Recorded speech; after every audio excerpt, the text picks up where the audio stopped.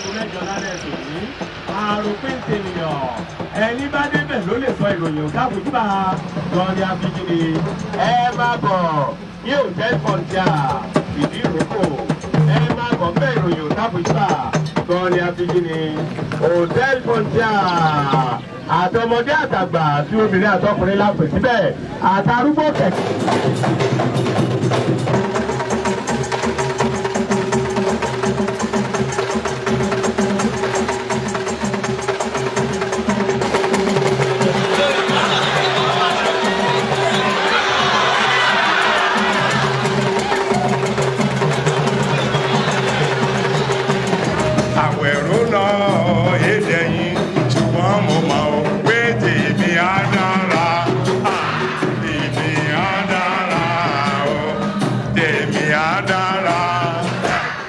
Meet Chief Hubert Ogunde, showman extraordinary, and father, or Baba as we say, of the Nigerian popular traveling theatre.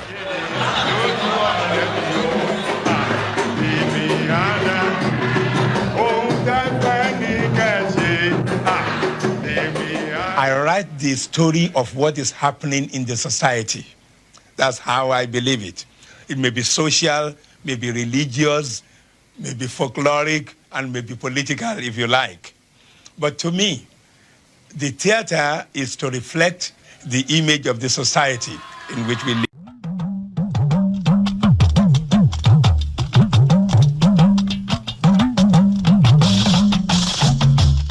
Abi Olóyè Hubert Adédèjì Ògúndé ní ọjọ́ kẹwàá oṣù keje ọdún 1916 ní ìlú kan tí a mọ̀ sí Ọ̀ṣọ́ṣà ní ìpínlẹ̀ Ògùn. Ògúndé tí ó gbajúgbajà gẹ́gẹ́ bí adarí eré, òǹkọrin, òṣèré orí ìtàgé tó dáńtọ́ ní ìtàn ṣe àkọsílẹ̀ rẹ̀ wípé ó jẹ́ ọmọ Nàìjíríà àkọ́kọ́ tí ó dá ẹgbẹ́ òṣèré akọ́ṣẹ́mọṣẹ́ Professional Theatrical Company sílẹ̀ nígbà tí ó dá ẹgbẹ́ òṣèré The African Music Research Party sílẹ̀ ní ọdún 1945. Olóyè Hubert Adédèjì Ògúndé kọ eré orí ìtàgé tí ó lé ní 50 tí ó sì máa ń fi ọ̀pọ̀lọpọ̀ àwọn eré rẹ̀ ṣe ìgbéléwọ̀n ìṣèjọba àwọn adarí orílẹ̀-èdè yìí nígbà náà. Ọ̀kan nínú irúfẹ́ eré bẹ́ẹ̀ ni a mọ̀ sí Yorùbá Ronú, tí ọ̀pọ̀lọpọ̀ gbàgbọ́ wípé ó mú kí Ògúndé rí pípọ́n ojú Olóyè Samuel Ládòkè Akíntọ́lá, ẹni tí í ṣe olóòtú ìjọba ìwọ̀ oòrùn Nàìjíríà nígbà náà, tí ìjọba sì fi òfin de ẹgbẹ́ òṣèré Ògúndé fún odidi ọdún 2. Àkọsílẹ̀ fi yé wa wípé iṣẹ́ ọlọ́pàá ni Hubert Ògúndé kọ́kọ́ ṣe ní ìbẹ̀rẹ̀ pẹ̀pẹ̀ ayé rẹ̀ kí ó tó wá yan iṣẹ́ òṣèré orí ìtàgé láàyò. Lára àwọn iṣẹ́ eré orí ìtàgé tí Ògúndé kọ ni a ti rí Àròpin tènìyàn, Òtítọ́ korò, Awo mímọ́, Yorùbá Ronú, Ire olókun, Màmá Èkó, Ogún parí, Ewé ńlá, Àyànmọ́, Onímọ́tò àti bẹ́ẹ̀ bẹ́ẹ̀ lọ. Àkọsílẹ̀ fi yé wa wípé Olóyè Hubert Adédèjì Ògúndé ní ìyàwó tó lé ní 10 àti ọ̀pọ̀lọpọ̀ ọmọ. Ṣé wọ́n ní a kì í gbé àwòrán gẹ̀gẹ̀ ká má fọwọ́ rẹ̀ tì síbì kan? Hubert Ògúndé jáde láyé ní ọjọ́ 4 oṣù kẹrin ọdún 1990 ní ìlú London lẹ́ni ọdún 73 73 years. Then you can imagine what it would be to tell people to pay 2 shillings and 1 shilling to go and see a spectacle. To them, you don't need to go and pay to see a show, because the masqueraders dance in the streets free of charge. That was our traditional show. And so for somebody to close the door of a room and stand at the gate and say people should pay money was something they could not imagine. But gradually, those who did come to see the show went back to tell the people, oh, it was a good show, and they were coming and coming and coming. But no Nigerian is prepared to just sit and watch a show. Our audience may be a bit different from the white audiences I've seen, in that our audience will really talk back to you. They'll speak to you. They will even say some words for you to say back to them. And so you can know the way they are going. Unlike in Europe or in Britain, where people just sit down quietly like that and watch. Here, the audiences are part of the show. It's not possible to make an audition for a wife before you marry her anyway. And so you cannot say, I want to marry you, come, I do an audition for you. No. I marry my wives before ever they come into the theater, before I bring them onto the stage. But I know, usually, I don't marry any woman in Lagos.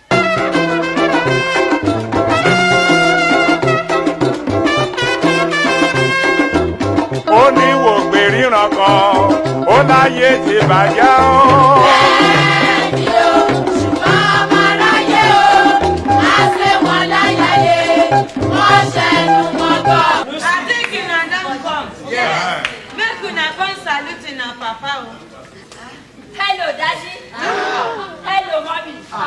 Yes. Not the salutation like that, oh. Woman, you go lean down. Man, you go bend down. You go lie down like You not know, say, here in the Africa, traditionally, we dey talk, all you women, you go kneel down. What? You man, you go lie down. Ogunde was born in the village of Ososa, near Ijebode in the Yoruba-speaking western part of Nigeria. It was a time when, even here in Ijebu land, the conflicts between the missionaries and the traditional priest had long been resolved. My grandfather was an Ifa priest. My grandmother, too, was an idol worshipper. And in our house, we have several idols, the Ifa, Shango, and all these. And as a result, there were ceremonial, I would say that ritual ceremonies taking place every day. So being born into all these drumming, dancing, incantations, and all these ritual ceremonies, I think might have had some influence on me. My father was a Baptist missionary. In fact, he became a pastor. And if I bring all these together, I would say I'm a Christian. I'm also a traditional religious man. I believe in what we can say the African philosophy, which is, it's the same thing in Christianity, do unto others as you wish them to do to you. That is my belief. I think Ososa today, compared with Ososa of my youthful days, is a big difference. Those days, there were not as many houses as we have now. But to me, it appears that there was peace. Everything was cool, fine, beautiful.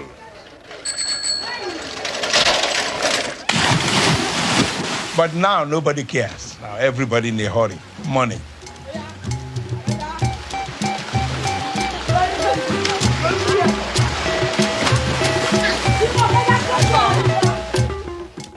And I think I thank God today that I didn't go to that college or university at all, because I could have possibly been exposed to some classical way of life or some classical way of doing drama that I could not have been able to do what I'm doing today.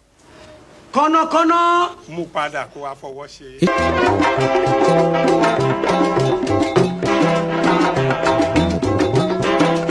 I joined the police force by accident. I was on holidays from Ijebu, and I went to Ibadan.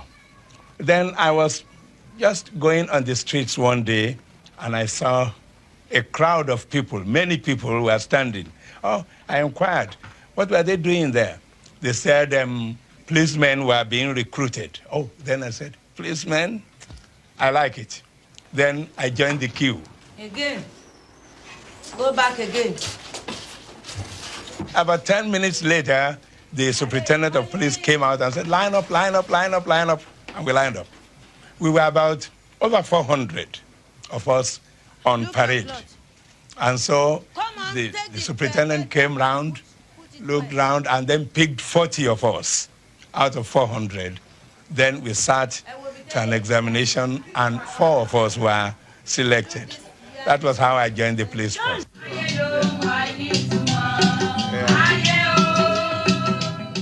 Ogunde in the recording studio in Lagos, laying down tracks for his latest single. The tenor drum.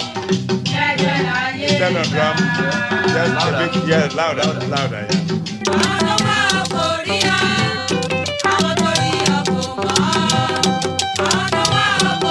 Ogunde's theatre has prospered since those early days in the 40s, and others have followed this path. Most of them, like Ogunde, have been writer-actor-managers, giants in their own right. Men like the late Kola Ogumola, the late Duro Ladipo, Moses Olaiya, and Oyin Adejobi. 40 years ago, there was no professional theatre in Nigeria in the strict sense of the word. Today, there are over 30 struggling traveling companies in just the Yoruba-speaking area of Nigeria alone. During those years, Ogunde's own company has constantly adapted and changed its style and subject matter. In the late 40s, for instance, the young Ogunde was influenced by the nationalism of such men as Dr. Nnamdi Azikiwe, later to be Nigeria's first president, and Chief Obafemi Awolowo. He started to write plays that reflected the new political awareness of his time. In fact, when he took his play Strike and Hunger to the tin mining town of Jos, the colonial authorities reacted. And when the play started, police came on the stage and scattered the actors and actresses and scattered the audience and arrested Ogunde and a few of his artists as well. And of course, the nationalist press notified the whole country immediately with screeching headlines. It became a hot public debate for days. Their darling had been captured by these very cruel people, by these colonial masters. And this, of course, helped Ogunde immensely. Independence came in 1960.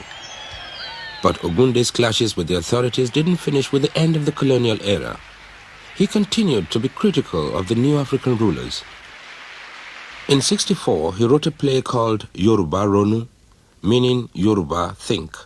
Although set in ancient times, it was in fact a bitter comment on the then current struggle between two Nigerian politicians competing for power, Chief Obafemi Awolowo and his protege, Chief S.L. Akitola. They invited him to write a play for the inauguration of the cultural arm of their party, and he agreed.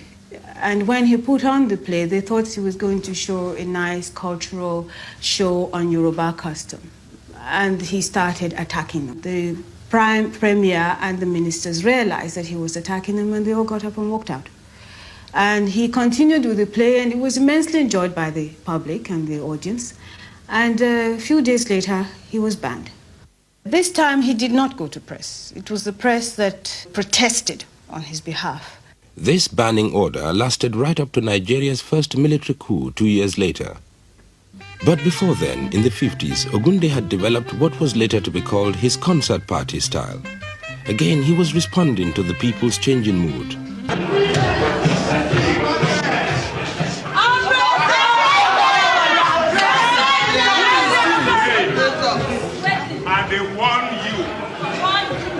And they warn you. All these natives like this, what you they do? I warn you, say you know good. Will you go? Huh? Will you go? Go on. Push him out.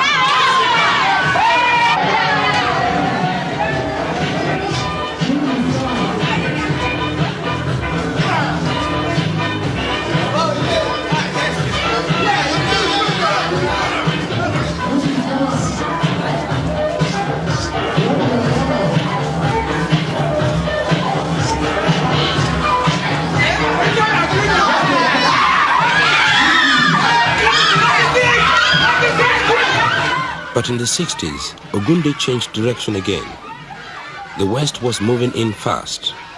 Nigerians wanted to remember and record the old ways before they were changed beyond recognition. So we return to Aroquintania, written in 1964. The sad tale of the poor Efutajo, condemned to exile in the forest for having given birth to a stone. We take up the story many years later when a strange young boy is found by the river and brought to the king's palace.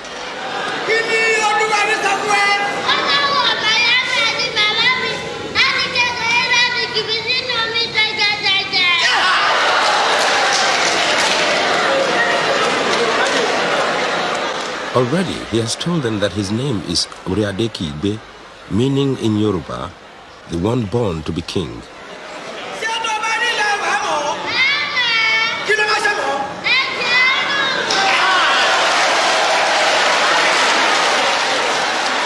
Shortly after, the king summons his people to the palace.